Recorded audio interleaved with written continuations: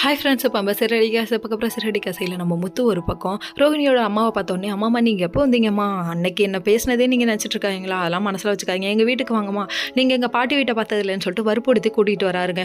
இங்கே ஒரு பக்கம் வந்தோடனே இங்கே வந்துட்டுருக்காங்க. இங்கே ஒரு பக்கம் மீனா வந்து என்ன நடக்குதுன்னே தெரியாமல் அப்பளத்தை எல்லாத்தையும் கருக வச்சுட்டு இருக்காங்க. என்ன புதுசாக ஏதாவது டிஷ்ஷு ட்ரை பண்ணுறீங்களான்னு ஸ்ருதி கேட்குது. மணிக்கு ஒரு முறை மங்குனி அமைச்சர் என்று நீ நிரூபிக்கிறாங்கிற மாதிரி ஆயிடுச்சு ஸ்ருதியை பார்க்க.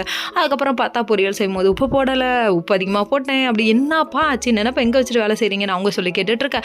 அந்த டைம் பார்த்து மீனா வீட்டுக்கு ஒரு கெஸ்ட் வந்திருக்காங்க, வந்து பாருமா யாருன்னு பாருமான்னு சொல்லிட்டு எட்டிக்கிட்டு பார்த்தா பொசுக்குன்னு இவங்கங்க. இதுக்கப்புறம் ஐயோ ரோகிணி ஒரு பக்கம் இதுங்களும் சதி செய்யுது அப்படிங்கிற மாதிரி ஆயிடுச்சு. அதுக்கப்புறம் போயிட்டு மீனா கிட்ட இவர் ஏன் இவங்களை கூட்டிகிட்டு வந்தாங்கன்னு தெரியல மீனா, நீ ரொம்ப நல்லவ மாதிரியே நடிக்காத அப்படிங்கிற மாதிரி ஆயிடுச்சு. என் புருஷனுக்கு உண்மை தெரிஞ்சிருந்தா அதுக்கு நீ வெளியே போயிருப்ப அப்படின்றாங்க.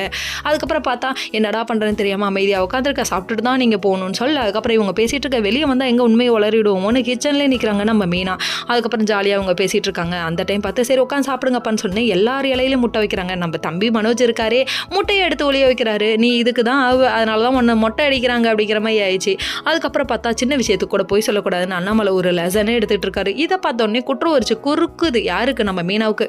உண்மை வெளியே சொல்லாமல் உட்காந்துருக்கோமே, என்ன பண்ணுறது, குழந்தைய ஒரு கொன்றுவேங்கிற ஒரு சாக்கு இந்த பொண்ணு மிரட்டலைன்னா இந்த பொண்ணு இந்நேரத்துக்கு உண்மையை சொல்லியிருக்குமே. அதனால் யோசிச்சுக்கிட்டே நிற்குது, என்ன பண்ணலாம் மனசில் 1000 குழப்பம். நம்ம மீனாவை உண்மையை சொல்ல விடாமல் பண்ணுறதுக்காகவே ரோகிணி ஒரு பக்கம் வளைச்சு வராங்க. அவங்க பின்னாடியே குட்டி போன மாதிரி சுற்றிக்கிட்டு இருக்காங்க.